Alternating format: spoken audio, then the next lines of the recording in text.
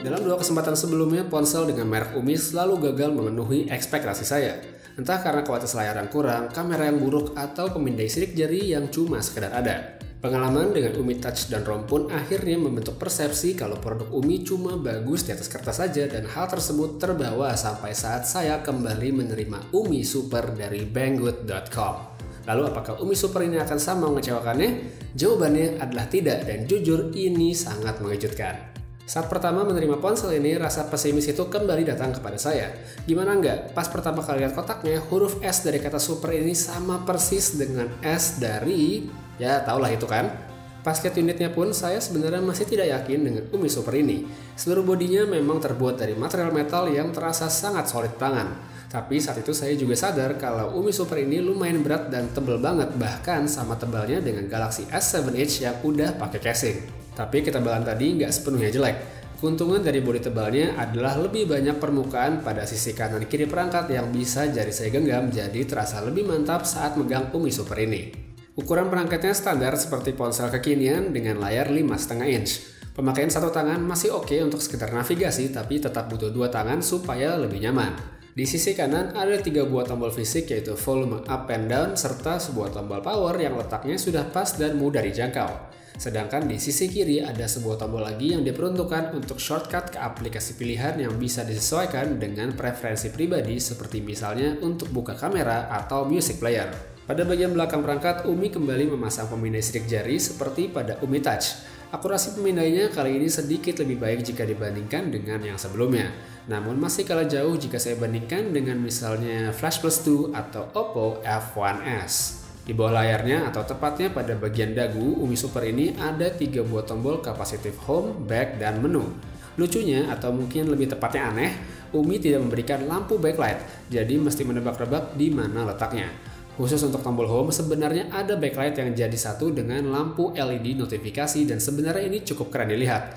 Cuma masalahnya lampu itu akan menyala terus sekalipun perangkat sedang tidak dipakai. Bukan masalah besar mungkin buat sebagian orang, tapi saya pribadi sih nggak suka.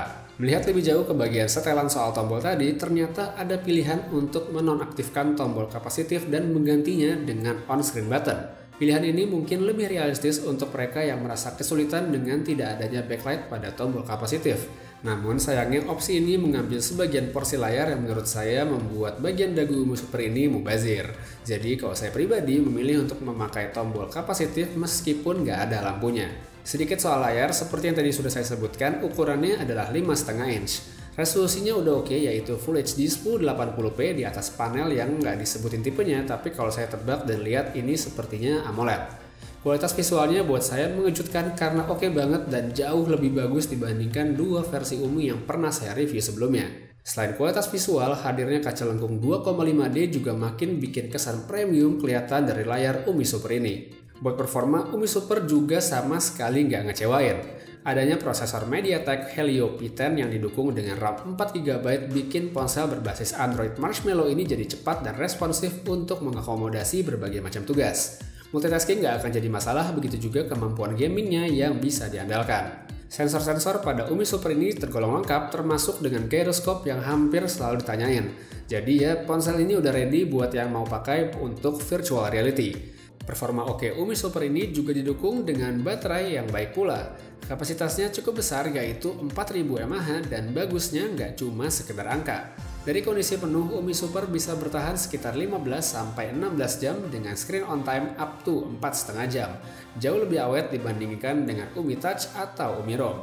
Terakhir soal kamera. Resolusinya tidak wah dengan 13 megapiksel di belakang dan 5 megapiksel di depan yang sayangnya nggak dikasih tahu berapa bukan lensanya. Buat kualitas fotonya, ya sayangnya masih 11-12 dengan Umi Touch atau ROM, jadi nggak perlu berharap banyak. Buat foto sekedarnya masih oke, cuman kalau berharap punya detail tinggi atau warna yang bagus, Umi Super ini jelas bukan pilihan yang tepat. Keseluruhannya, Umi Super ini melebihi ekspektasi saya. Rasa pesimis saat pertama mencoba perlahan hilang setelah memakainya secara intensif sebagai daily driver. Desain bodinya bagus, layarnya keren, performa sebenarnya juga nggak ada masalah, cuma sayangnya kameranya masih tetap tidak bisa dianggap bagus. Dan yang terakhir ini tadi jelas adalah faktor yang tentunya akan sangat menentukan buat mereka yang butuh kamera HP yang bagus. Untuk yang tertarik beli, saya ada lihat di Tokopedia udah ada yang jual dengan harga sekitar 4 jutaan. Tapi kalau kamu mau yang lebih murah, bisa beli di banggood.com dengan harga sekitar 220 US dollar. Untuk lihat detailnya, linknya sudah ada pada kolom deskripsi di bawah.